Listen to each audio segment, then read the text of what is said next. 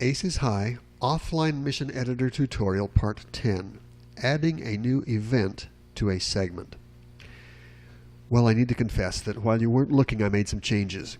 I've created a brand new little audio snippet file where I recorded my own voice in which I said bogeys at 10 o'clock low or something similar like that. I used the well-known free Audacity audio editor to do that, and I saved it as an 8-bit WAV file.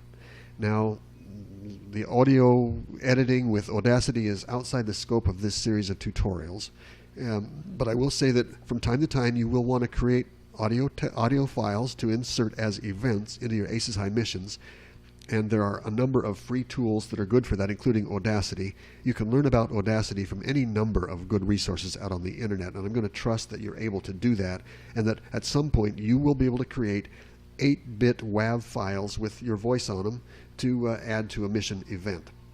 I'll do that now, continue that now by going to our mission editor.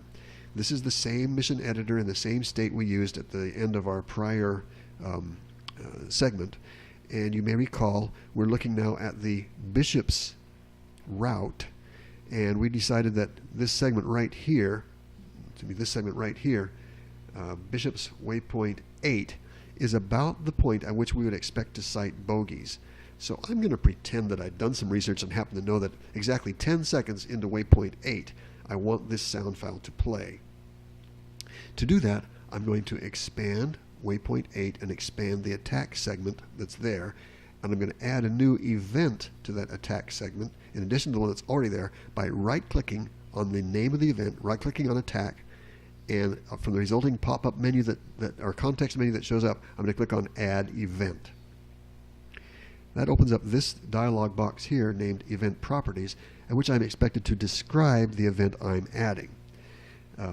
It has given it a name of New Event, but I'm going to change the name. I'm going to say we're going to create a name called Bogeys.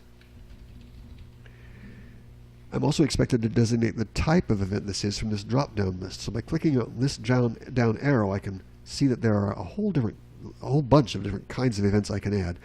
The event I use the most is sound, and that's what I want in this case. So I'm going to click Sound, and I'm going to designate that it's to start exactly 10 seconds after we hit that waypoint.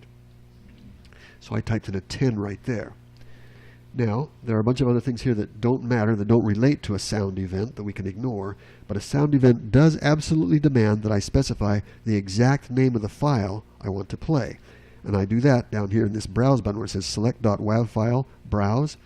I'm clicking that Browser button, and I happen to know that I want that file to be stored in a specific place on my computer at Drive C, High Tech Creations, Aces High, Miss Temp, and then Peabody Simple. That location was chosen for a number of reasons. Within that folder, this is where I store that file, and it's named bogey at 10 o'clock low.wav. So I'm going to highlight that and click Open, which then fills in this field for me. Now let's talk about this long, complicated path name. It turns out that everybody that uses any recent version of Aces High does have a file structure like this that has a folder named High Tech Creations, Aces High, Miss Temp. Below that level, I have the option of creating additional folders, and I created one a long time ago named Peabody Simple that I've always used with missions based on my Peabody Simple mission, and it contains all the existing sound files we've been using all along. Then I added to that the name of that last file, bogey at 10 o'clock low.wav, and that is why that is where it is. It turns out now anybody that ever flies this mission must have that file in that exact location on their computer, and that is one reason why I like to choose a file structure that I know people have if they're using Aces High, and to which they can expand for the convenience of the mission I'm doing. All right, let's just test this. I'm going to right-click on this and use the Test Event option to see if we can hear it. I see a bogey at our 10 o'clock low. That's enemy territory, and it looks like a radial engine fighter. I bet that is a 0. I'm going to call that out as a probable bandit. Okay, there's our little sound file. It's quite exciting. And if it happens to play at the exact moment where the bogeys become visible, it's going to contribute significantly to the ambiance and excitement of our mission.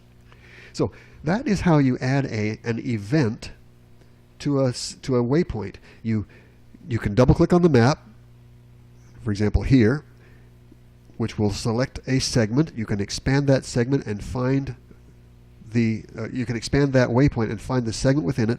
You can right click on that and add an event, or you can look at the event properties of an event that's already there and see that it describes exactly what you want. In this case, once again, we've got an event that we named bogeys. It's a sound event that'll start exactly 10 seconds after we hit that waypoint, and it'll play this file right here, which is the one I just created and you just heard. By adding these kinds of events into your waypoints, you can make your missions a lot more exciting, but of course you need to pay a lot of attention to timing to get them to happen at the most exciting moments. Okay, that is how we do that. That concludes this segment.